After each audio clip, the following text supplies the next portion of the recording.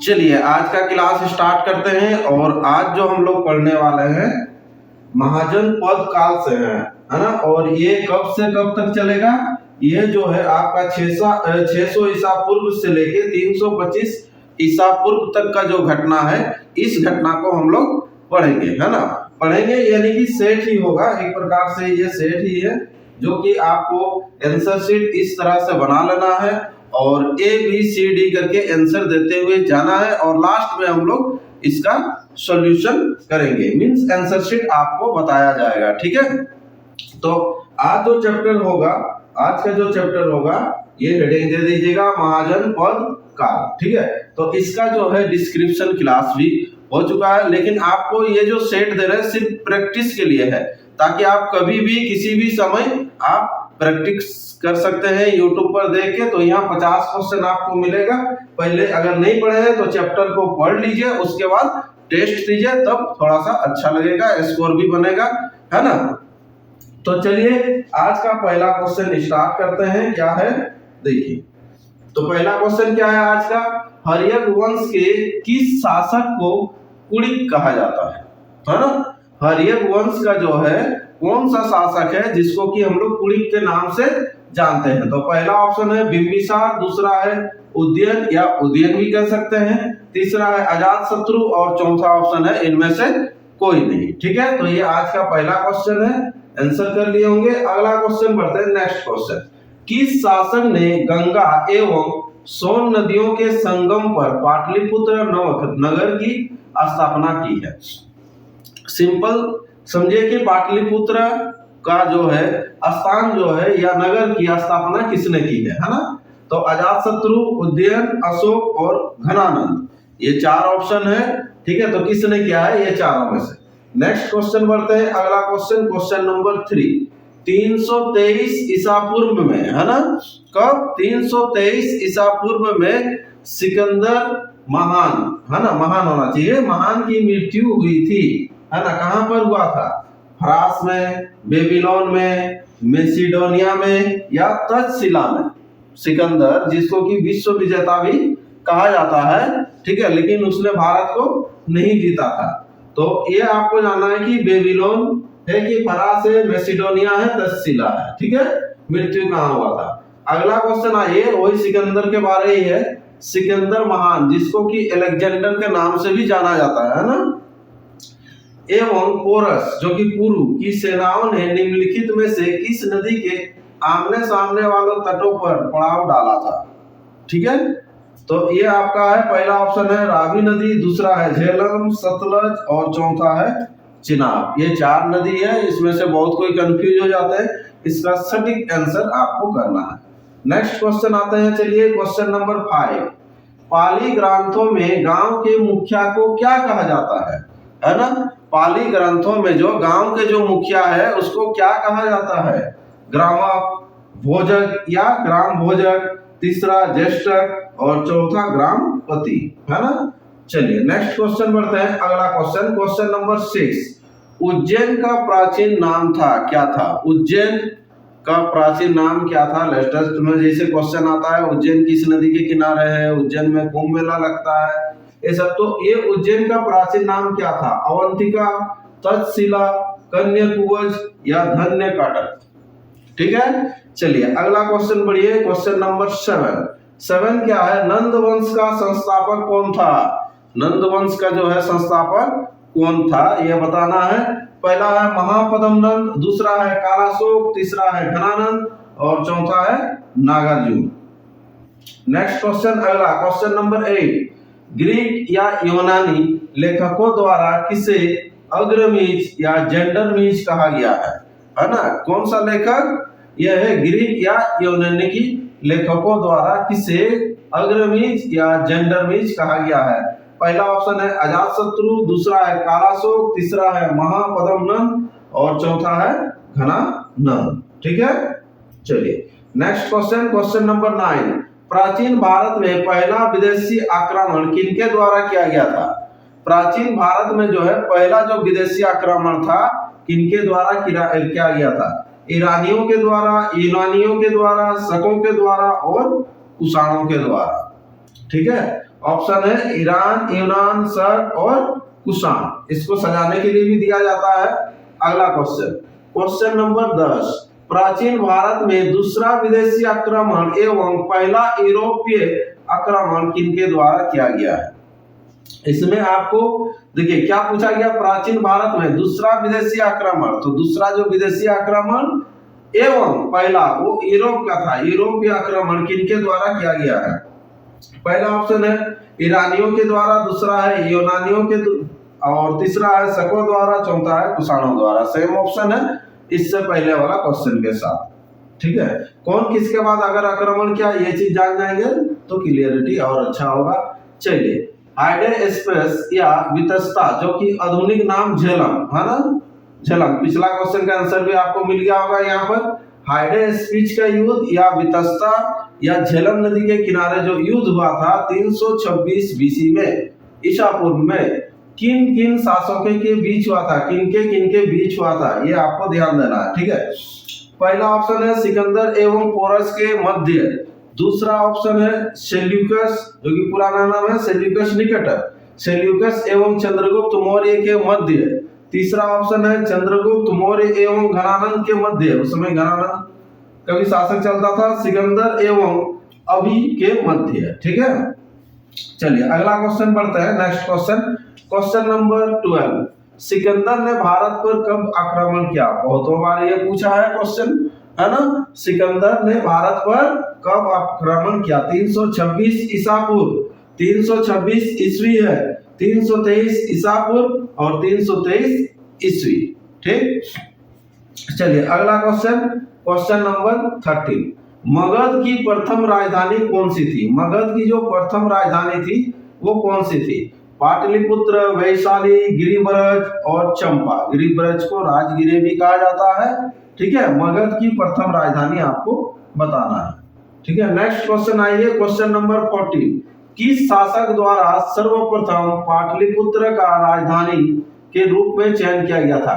पाटलिपुत्र जो राजधानी बनाया गया था कौन सा शासक के द्वारा है ना? पहला है अजातशत्रु द्वारा, दूसरा है कालाशोक द्वारा, तीसरा है उदयन द्वारा और चौथा है कनिष्क द्वारा। ठीक है, ये चार ऑप्शन है, आंसर कर लीजिए। अगला क्वेश्चन बढ़ते हैं, क्वेश्चन नंबर ये हो जाएगा 15, 16 महाजन पदों की सूची उपलब्ध है। ये जो महाजन पद जो है जिसको अभी महानगर के नाम से भी जानते हैं हम लोग, तो ये महाजन पद की सूची उपलब्ध है, कहाँ पर है? महाभारत में, दूसरा अंकुतर निकाय में, तीसरा छंदोग्य उपनिषद में और चौथा संयुक्त निकाय में। ठीक है, तो ये 16 महाजन का जो लिस्ट है, सूची है, कहां पर आपको मिलेगा। अगला क्वेश्चन बढ़ते हैं, क्वेश्चन नंबर 16, निम्नलिखित में से मगध का कौन सा राजा सिकंदर महान का समकालीन था? मतलब एक तरफ सिकंदर महान था तो दूसरा तरफ उसके समय में कौन सा महान शासक था? महापद्मनंद, दूसरा घनानंद, तीसरा सुकल्प और चौथा है चंद्रगुप्त मौर्य। ठीक है, चलिए क्वेश्चन नंबर 17 आइए, क्या कह रहा है? प्रथम मगध साम्राज्य का उत्कर्ष किस सदी में हुआ था, है ना? प्रथम जो मगध साम्राज्य का जो उत्कर्ष हुआ था कौन सा सदी में हुआ था? पहला ऑप्शन है 4वीं सदी ईसा पूर्व, दूसरा है 6वीं सदी ईसा पूर्व, तीसरा है 2री सदी ईसा पूर्व और चौथा है 1ली सदी ईसा पूर्व। क्वेश्चन नंबर 18 क्या देखिए, अभिलेखीय साक्ष्य से प्रकट होता है कि नंद राजा के आदेश से एक नहर खोदी गई थी, है ना? कहां पर नहर खोदा गया था, है ना? अभिलेख से ये प्राप्त हुआ है। ठीक है, तो पहला जो ऑप्शन है अंग में, दूसरा है भंग में, तीसरा है कलिंग में और चौथा मगध में।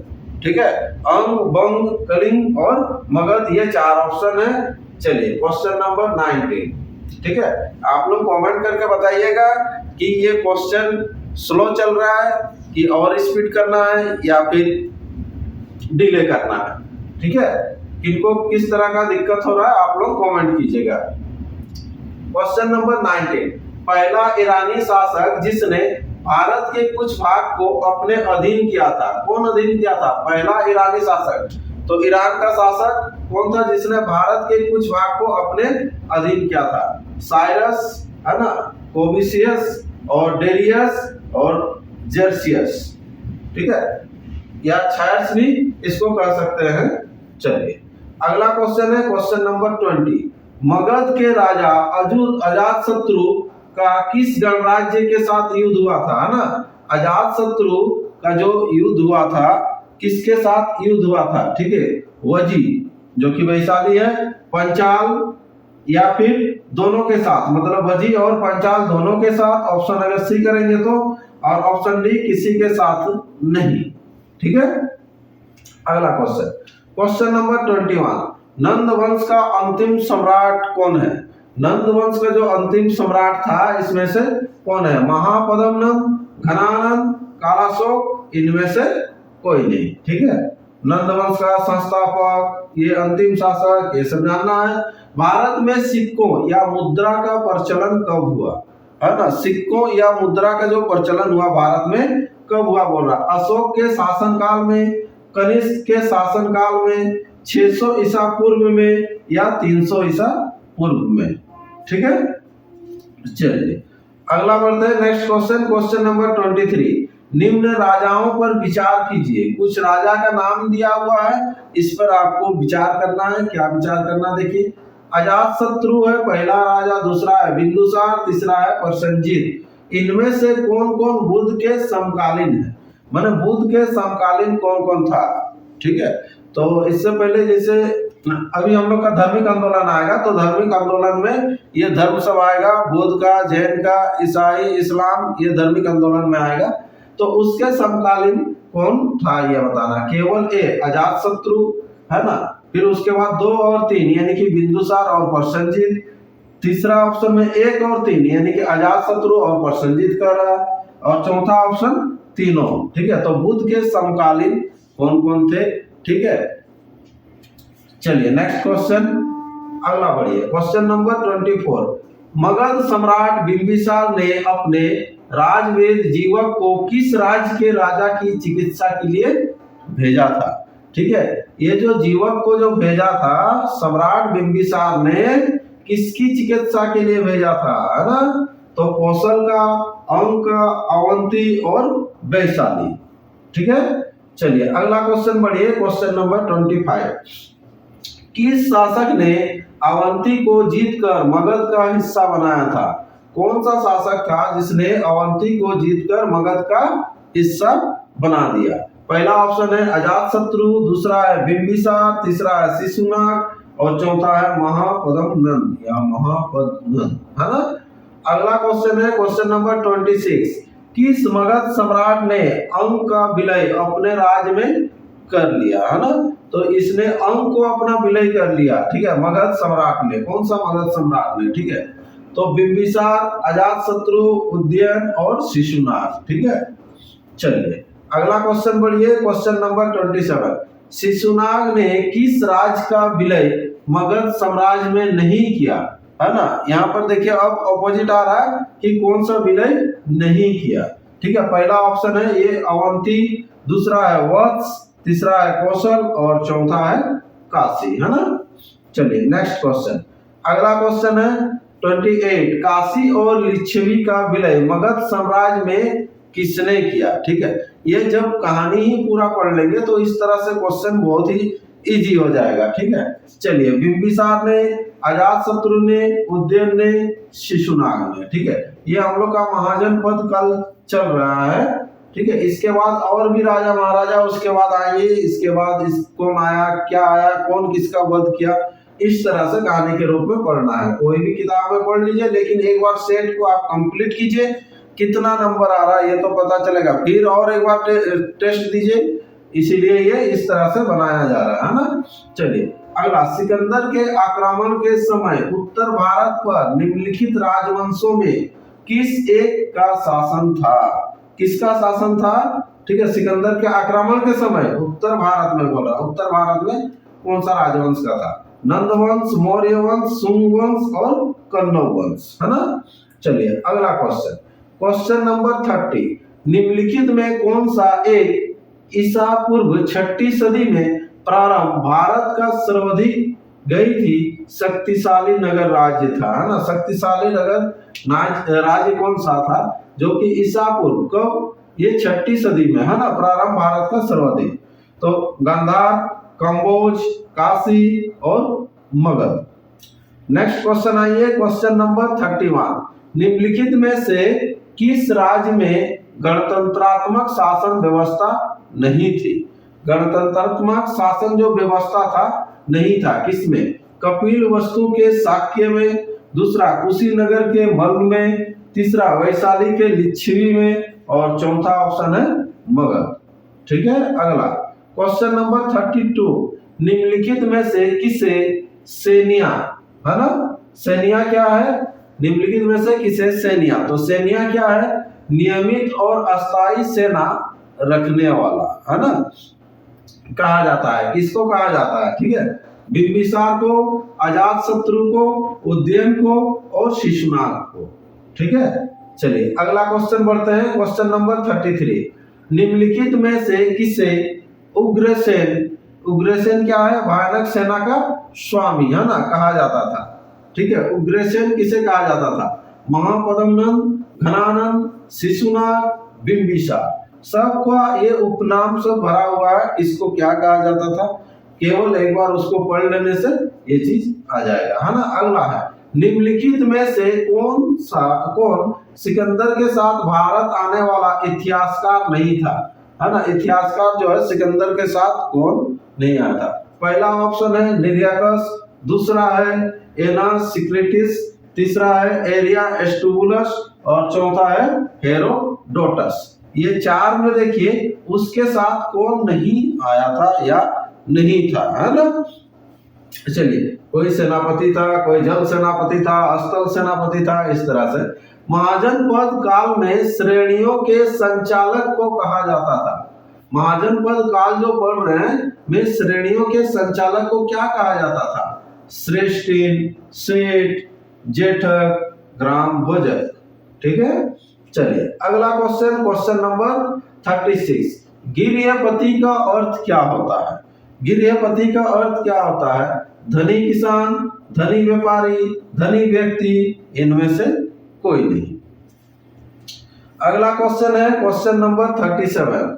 मगध के किस प्रारंभिक शासकों ने, है ना, राज्यारोहण के लिए अपने पिता की हत्या एवं इसी कारण बस अपने पुत्र द्वारा मारा गया, है ना। यहाँ पर क्या होता था, ये जो भी था मगध में कि पिता का हत्या किया जाता था, फिर उसका हत्या हो जाता था, उस तरह से ये सिलसिलावर चलता था। तो वो कौन है, देखिए मगध के किस प्रारंभिक शासक ने, बोल रहा राज्यारोहण के लिए, मैंने राज्य के लिए, है ना, गद्दी में बैठने के लिए पिता की हत्या की थी। ठीक है, चलिए ऑप्शन है बिंबिसार, अजातशत्रु, उदयन और नागदशक, है ना, यहाँ दर्शक है नागदशक। ठीक है, विश्व का पहला गणतंत्र वैशाली में किसके द्वारा स्थापित किया गया था, है ना। विश्व में पहला गणतंत्र वैशाली में किसके द्वारा स्थापित किया गया था, मौर्य, नंद, गुप्त, लिच्छवी, हाँ, ये सब वंश है। चलिए अगला बढ़ते हैं, नेक्स्ट क्वेश्चन। निम्न में से कौन एक बौद्ध ग्रंथ 16 महाजनपदों का उल्लेख करता है। कौन सा बौद्ध ग्रंथ है जो कि 16 महाजनपदों का उल्लेख करता है। ठीक है, अंगुत्तर निकाय, ठीक है, मध्यम निकाय, खुद्दक निकाय और दिग्ग निकाय, ये चार है निकाय, इनमें से कौन सा है। अगला क्वेश्चन है क्वेश्चन नंबर 40। निम्नलिखित में से कौन एक मगध साम्राज्य की राजधानी नहीं रहा है। ठीक है, मगध का जो राजधानी है इधर उधर बहुत बार चेंज हुआ, तो कौन सा नहीं रहा, गिरिब्रज, राजगृह, पाटलिपुत्र और कौशाम्बी। ठीक है, चलिए अगला क्वेश्चन बढ़ते हैं, क्वेश्चन नंबर 41।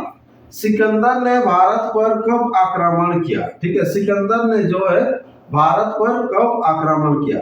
ठीक है, ये रिपीट हो रहा, देखिए फिर से वही क्वेश्चन आ गया, चलिए कर लेना है इसको। ठीक है, ये देखिए अगर मान लीजिए इसको आपको पढ़ना भी है क्वेश्चन, तो क्या करेंगे, सबसे पहले नहीं तो आप स्क्रीनशॉट लेके रखिएगा या कॉपी में आंसर लिख लीजिएगा। आंसर भी आपको लास्ट में बताएंगे, सबका आंसर लिख लीजिएगा, फिर जैसे पढ़ते हुए जा रहे हैं फिर आप उस तरह से फिर उसका आंसर भी देते हुए जा सकते हैं, या अपना हिसाब से पहले एक बार सीख लीजिए, फिर आप टेस्ट दीजिए, है ना। तो इस तरह से रिपीट कर सकते हैं, रिपीट कर करके आप स्कोर को अपना बढ़ा सकते हैं। और हर चैप्टर का आपको यहाँ पर वीडियो मिल जाएगा, है ना। उसके लिए लाइक, सब्सक्राइब और शेयर भी करते जाइए, ताकि दूसरा जो कंपटीशन जो तैयारी कर रहे हैं उसको भी ये बेनिफिट हो, है ना। चलिए, तो अगला नेक्स्ट क्वेश्चन बढ़ते हैं। अगला क्वेश्चन नंबर 42, किस वेद में जादुई माया और वशीकरण का वर्णन है ना। जादुई माया और वशीकरण जो है कौन सा वेद में है? ऋग्वेद, यजुर्वेद, सामवेद, अथर्ववेद। ठीक है, ये 4 वेद है। ये 4 वेद में से कौन सा वेद है जिसमें कि जादुई माया और वशीकरण है? ठीक है, आर्य शब्द का इंगित करता है। आर्य शब्द का इंगित क्या करता है ना। निर्जाति, है ना, निर्जाति समूह को, है ना, यायावरी जन को, भाषा समूह को, श्रेष्ठ वंश को। ठीक है, ये पूछता भी है आर्य का मीनिंग क्या है ना। ऋग्वेद में कुल कितने मंडल है? ऋग्वेद में जो है कुल कितने मंडल है ना। 7, 8, 9, 10 कितने मंडल है कर लीजिए। अगला, आर्य भारत में संभवतः आए थे।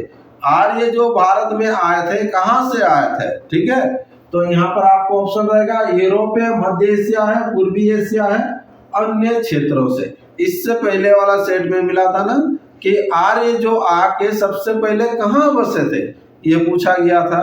ठीक है, तो उस समय आंसर क्या होता? पंजाब और अफगानिस्तान होता, लेकिन ऑप्शन में पंजाब। भारत के किस जगह में? बोलने से पंजाब। कहाँ आके बसे थे? बोलने से अफगानिस्तान और पंजाब दोनों में, है ना। चलिए, कौन सा वेद अंशतः गद रूप में रचित है?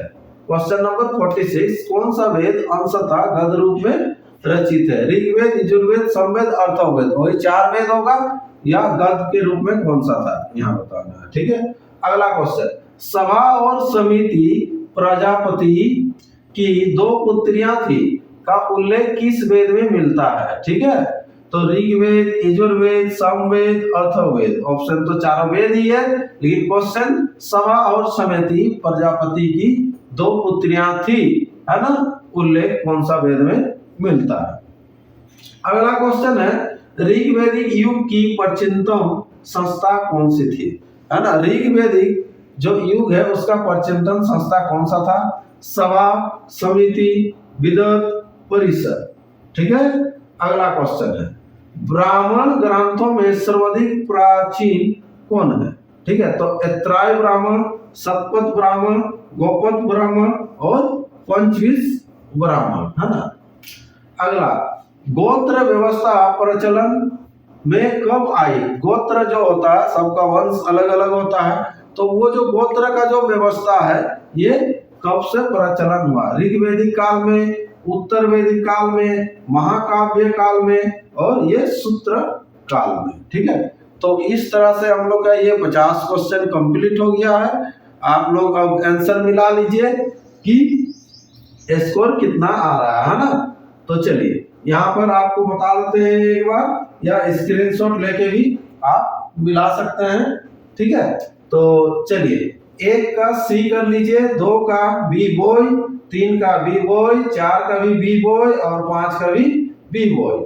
ठीक है, 6 का ए, 7 का ए, 8 का डी दिल्ली, 9 का ए, 10 का बी बॉय, 11 ए, 12 ए, 13 का सी, 14 का सी, 15 का बी बॉय, 16 का बी बॉय, 17 का बी बॉय, 18 का सी, 19 सी और 20 ए, 21 का बी, 22 का सी, 23 का सी, 24 भी सी, 25 सी और 26 ए, 27 डी दिल्ली, 28 बी बॉय, 29 ए, 30 डी दिल्ली, 31 डी दिल्ली, 32 ए, 33 ए, 34 डी दिल्ली, 35 ए, 36 ए, 37 बी बॉय, है ना, 38 डी दिल्ली, 39 ए और 40 डी दिल्ली, 41 है A, 42 D Delhi, 43 D Delhi, 44 D Delhi और 45 B boy, 46 B boy, 47 D Delhi, 48 C, 49 B boy, 50 B boy. ठीक है, तो इस तरह से 50 का आपका आंसर देख लीजिए, स्कोर कितना आ रहा है कमेंट कर दीजिए। ठीक है, और वीडियो को शेयर भी कीजिए ताकि और भी कंपटीशन जो तैयारी कर रहे हैं उसको ये फायदा मिल सके। और डेली इस तरह से आपको मिलते जाएगा, या फिर आंसर शीट आप लिख के भी जो बता रहे थे कि क्वेश्चन जब पढ़ते हुए जा रहे हैं तो उस समय भी आप आंसर देते हुए जाइए। ठीक है, तो चलिए आज का क्लास इतना ही रखते हैं, फिर एक नया चैप्टर में मिलते हैं।